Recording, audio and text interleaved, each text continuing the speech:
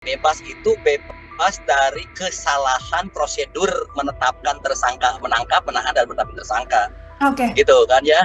Karena sebetulnya kan gini, sebetulnya ini kan tidak bisa lepas dari penanganan awal.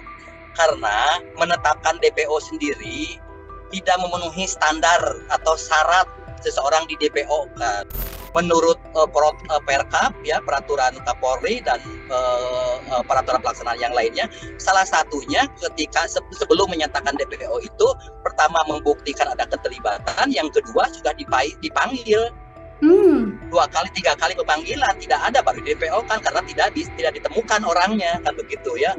Nah selain juga ada berita acara dan lain-lain kan begitu. Ini enggak, justru makanya kalau saya memandang ini justru bahwa apa yang yang diputuskan di peradilan itu karena memang error in persona, salah orang gitu kan. Ini perlu dibentuk tim khusus, ini bukan hanya oleh kalau ditarik oleh Mabes lah, oleh Kapolri di tingkat pusat dengan melibatkan berbagai institusi lembaga yang lain, dibedah nih supaya jelas nih, clear nih ya, betul nggak, jangan-jangan dengan adanya putusan Peggy yang katanya juga bahwa dia itu tadi yang tidak jelas, yang Peggy yang ini, tapi juga Peggy yang mana juga belum jelas, bahkan ada pernyataan fiktif dan lain-lain. Jangan-jangan juga itu dulu memang dia si yang menyatakan bahwa 3 orang DPO ini juga kalau memang fiktif ya asal-asalan. Jangan-jangan juga ada masalah lain kenapa dia sampai membuat statement itu. Tribuners, program Tribuners on Focus kembali membersamai Anda hari ini bersama dengan saya Nila Irda. Tribuners, kasus pembunuhan Vina ini sempat mendapatkan titik terang setelah 8 tahun berlalu, namun kini justru kembali semu. Hal ini setelah Peggy Setiawan yang sebelumnya ditersangkakan dan disebut sebagai DPO yang selama menahun diburu dinyatakan bebas. Peggy Setiawan memenangi sidang pra-peradilan dan kini bebas karena hakim menyatakan penetapan tersangka Peggy Setiawan ini tidak sah secara hukum. Lalu kemudian bagaimana nasib kasus pembunuhan Vina ini? Saya akan membahasnya, Tribuners. Sudah tersambung melalui sambungan Zoom, ada kriminolog dari Unisba, Profesor Nandang Sambas. Prof. Nandang, selamat siang. Terima kasih banyak menyempatkan waktunya. Selamat siang, Assalamualaikum warahmatullahi wabarakatuh. Waalaikumsalam warahmatullahi wabarakatuh. Prof. Nandang, ini kita sama-sama mengikuti perkembangan kasus Vina ya Prof ya. Kita beberapa kali berbincang dan sekarang sudah sampai di tahapan Peggy Setiawan dinyatakan bebas. Apakah ini juga memang sudah terprediksi sejak awal? Saya ingin minta pengantar dari Prof. Nandang. Ya, sebetulnya sejak awal memang sudah menjadi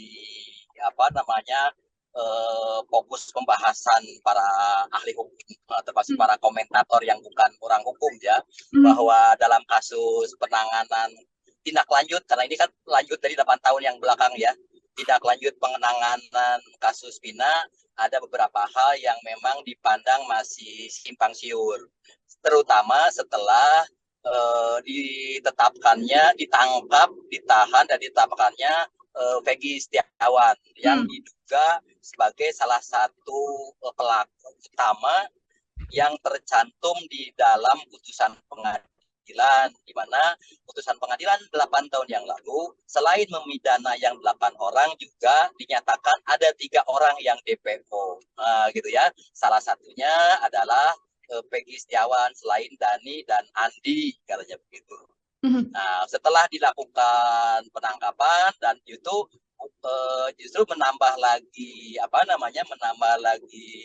pandangan dan wacana di masyarakat, karena juga ditemukan beberapa keganjilan dan hal-hal yang dipandang ada ganjil lah gitu ya, ganjil atau tidak sesuai dengan, misalnya ada yang ketidaksesuaian antara yang diumumkan di DPO dari segi dari anak nama sih bersifat siur, ada Peggy Setiawan atau Perong gitu kan ya. Kemudian juga ada terkait alamat dan lain-lain ya, itu terus menambah diskusi panjang dan pandangan-pandangan yang liar bahkan ya, dan kemudian masuk ke persoalan untuk mencari kebenaran yang sesungguhnya, menetapkan siapa yang harus yang bertanggung jawab dan lain-lain, kepastian hukum, maka ditempuhlah upaya yang namanya pra-peradilan.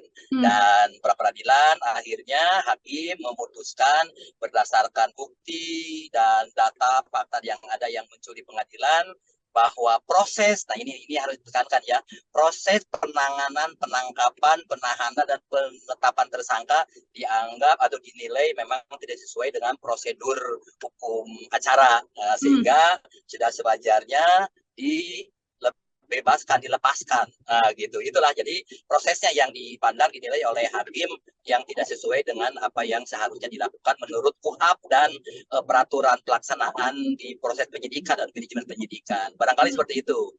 Oke, artinya Prof. Nandang, secara prosedural Peggy Setiawan ini dibebaskan karena penyidik tidak melakukan aturan yang sesuai begitu. Artinya apakah kemudian bebasnya Peggy Setiawan ini bisa dikatakan belum permanen atau dengan aturan yang ada memang sudah ya bebas dan dinyatakan bukan pelakunya, Prof?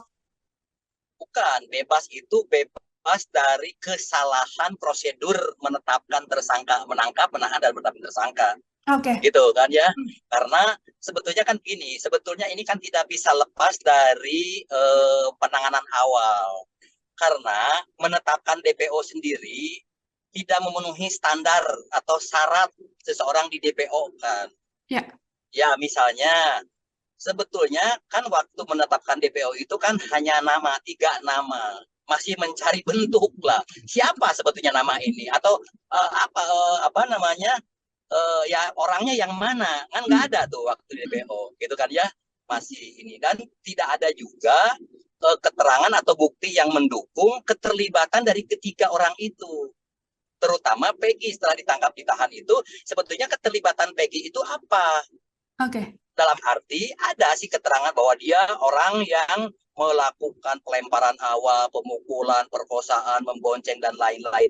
Tapi itu kan hanya cerita, tidak didukung dengan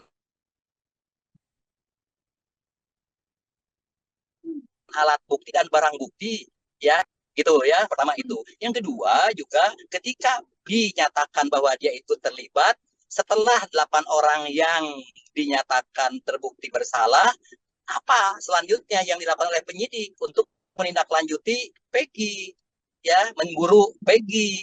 Padahal harusnya mah segera ditindaklanjuti karena dia juga dinyatakan sebagai pelaku utama, tapi malah tidak, nggak tahu kan, bukan tidak, artinya ya artinya kan kalau 8 tahun kan berarti kan tidak segera dilakukan kan, baru dilakukan setelah rame-rame lagi dan apa namanya baru di seminggu kemudian dinyatakan Peggy ini katanya begitu. Dan ya tadi ada karena sejak awalnya ada kekeliruan, kekeliruan dalam arti tidak jelasan tentang Peggy yang mana, hanya nama, sementara foto tidak ada, pemanggilan awal waktu 8 tahun yang lalu tidak ada, gitu kan ya.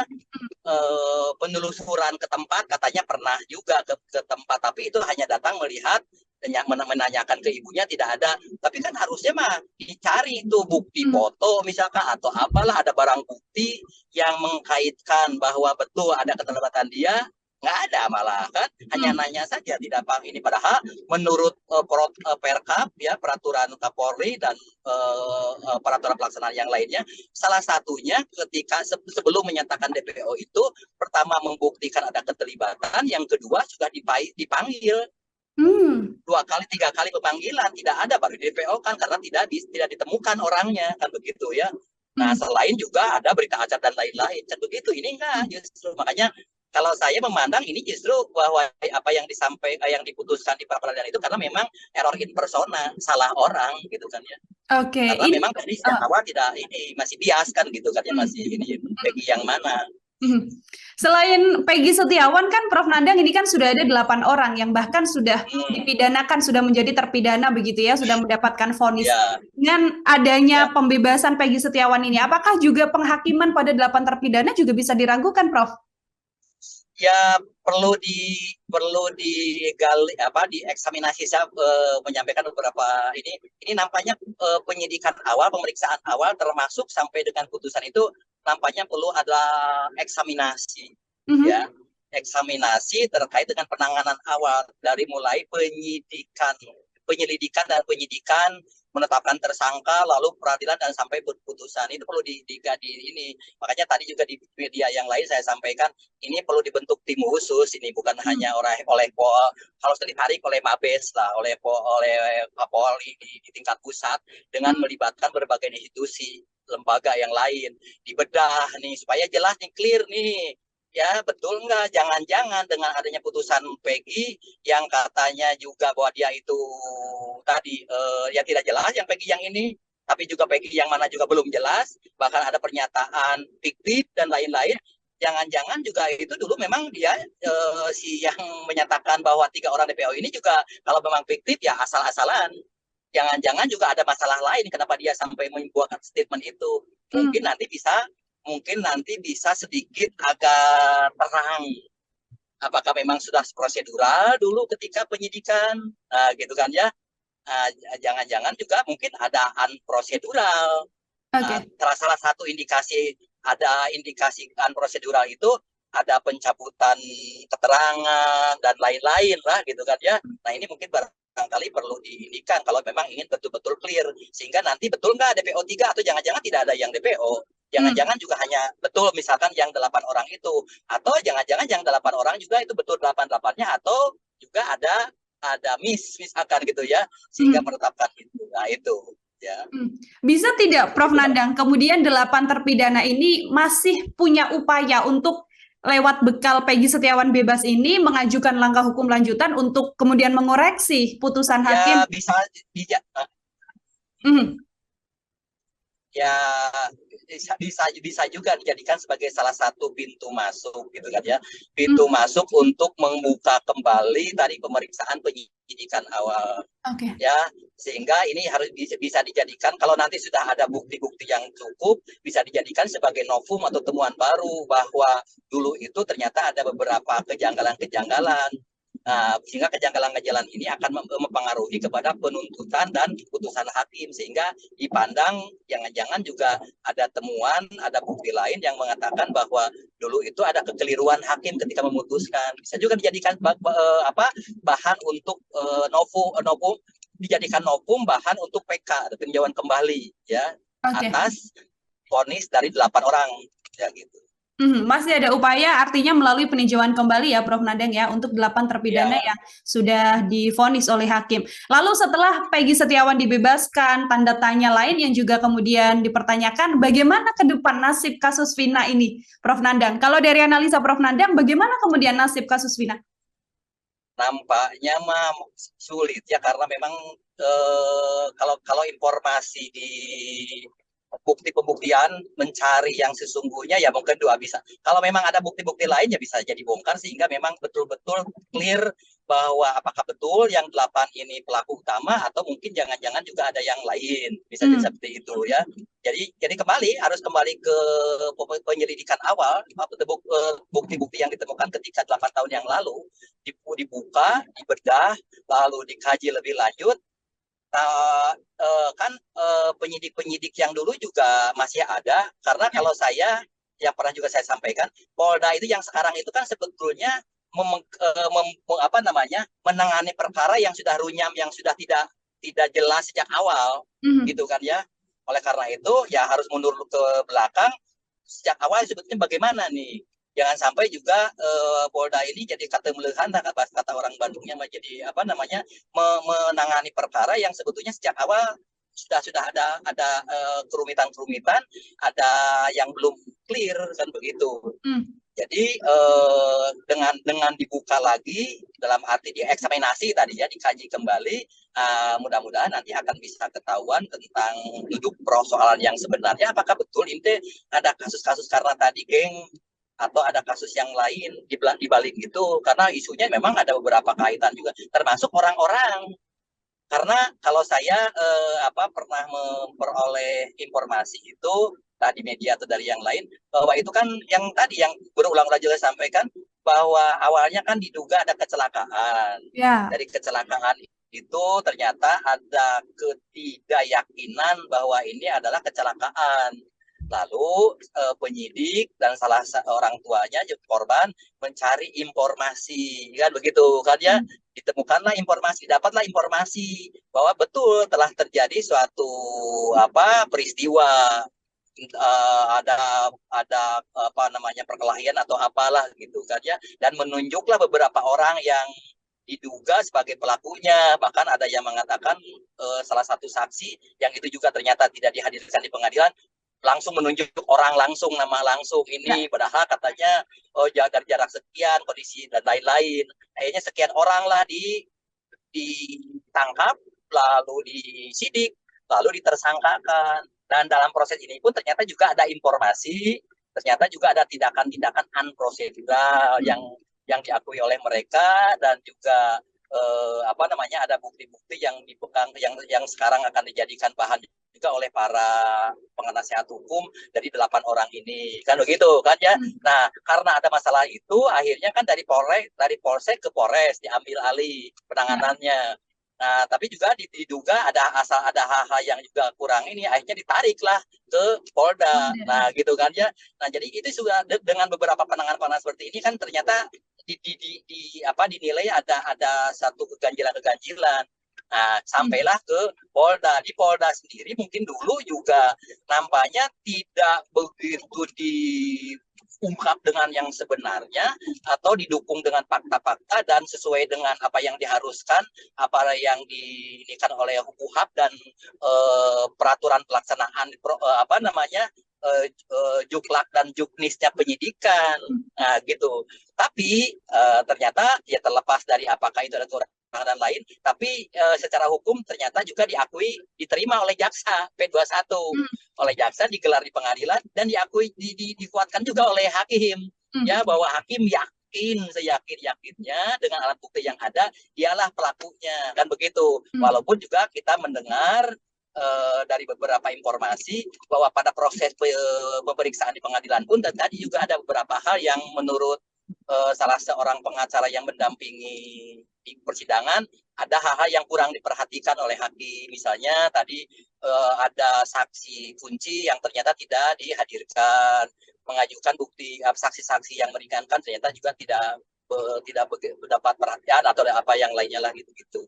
Nah, itulah yang sampai sekarang juga masih menyimpan masalah gitu kan ya. Tapi itu kan sempat juga dikanter oleh pihak penyidik bahwa sebetulnya kan mereka itu bersalah. Salah satu buktinya sudah ada pengakuan ketika mereka akan minta gerasi kepada presiden, dan begitu kan katanya. Itu kan salah satu syarat untuk minta gerasi presiden harus ngaku dulu bersalah. Gitu. Tapi kan persoalannya adalah apakah betul ngaku bersalah itu karena memang bersalah, atau jangan-jangan ini mah upaya aja lah, sudah mendekam sekian tahun. Mudah-mudahan ada upaya ngaku aja dulu lah bersalah, mudah-mudahan presiden mengampuni, walaupun tidak diampuni akhirnya kan ya. Kan gagal. Nah, itu juga hal-hal yang perlu ditindaklanjuti gitu kan ya. Jadi ini ada beberapa hal yang perlu dikelirkan gitu. Oke, 2 pertanyaan terakhir Prof. Nandang. Tadi kalau dirunut dari awal, ini kan yang bisa mengungkap juga salah satu pembuktian atau kesaksian yang harus dipertanyakan kan sosok ayah dari korban, yaitu Ibtu Rudiana, begitu ya Prof. Nandang, yang mana pada saat itu sempat melakukan penyelidikan, sempat kemudian menangkapi orang-orang ini. Apakah kemudian kesaksian dari Ibtu Rudiana ini juga bisa jadi salah satu kunci pengungkapan kasus Vina, Prof? Iya, kalau saya sih itu, karena kita juga kan belum tahu, masyarakat belum tahu hasil kemarin pemeriksaan dari tim Propam atau siapa ya, dari Mabes ya, pemeriksaan ya dengan tidak mengurangi rasa hormat saya dan kesedihan dari orang tua gitu kan ya. Tapi jangan-jangan dulu juga ada miss ya, pendekatan yang dilakukan ketika dia melakukan melakukan penyelidikan gitu kan ya. Ya betul, tadi kan Pak Rudiana yang menerima informasi bahwa betul nih ada kejadian yang gini-gini kasus perkelahian kan gitu ya. Kemudian menunjuk orang ini, lalu menghubungi penyidik, lalu menangkap orang itu. Nah, saya khawatir dulu justru waktu melakukan penyidikan dia lebih mengedepankan emosional daripada rasional kan begitu. Hmm. Ya wajar lah karena memang korbannya kan salah satu anaknya gitu kan. Tapi kan juga ya harus bisa ya harusnya kan bisa menempatkan secara proporsional penyidik-penyidik itu melakukan tindakan-tindakan itu ya. Tapi ya itu tadi harus diperiksa. Kalau saya sih bisa minta dibuka keterangan yang diperoleh waktu baru dia melakukan penyidikan itu. Oke, sosok Ibtu Rudiana ini bisa jadi salah satu kunci lagi. Terakhir, Prof. Nandang, ada CCTV, kemudian ada bukti chat berdasarkan penyidikan begitu ya, termasuk 6 ponsel dari terpidana yang justru sampai sekarang juga tidak pernah dibuka ke publik. Apakah 2 poin ini juga bisa jadi salah satu poin kunci untuk pengungkapan kasus Vina, Prof. Nandang? CCTV dan ponsel itu sebetulnya petunjuk, itu harusnya dibuka. Betul nggak ada CCTV kan? Ada yang mengatakan pernah sempat membaca di media CCTV itu katanya belum tidak ada, tapi CCTV itu katanya muncul ketika setelah ada film, karena katanya itu film yang membuat CCTV dulu katanya tidak ada. Apakah betul nggak? Sebetulnya kan tidak susah kan untuk ini, betul nggak 2016 di sana belum ada CCTV? Nah gitu kan aja sebetulnya bisa dicari informasi entah di pemerintah daerah atau di satelit dan lain-lainnya lah bahwa ada atau tidak, belum ada. Nah betul harusnya dibuka tuh kalau ada. Betul bahwa CCTV itu memang dulu yang CCTV yang dulu tahun 2016 atau CCTV yang dibuat hanya untuk di film tadi ya, untuk melengkapi bagaimana sutradara itu membuat film. Ya. Yang kedua, nah termasuk juga HP sampai sekarang juga belum ini apa yang ada di dalam HP mereka, harusnya itu kan dijadikan sebagai petunjuk ketika menetapkan tersangka. Betul nggak ada komunikasi apa, biasanya justru dari sana pintu awal penyidikan itu dari HP sebetulnya.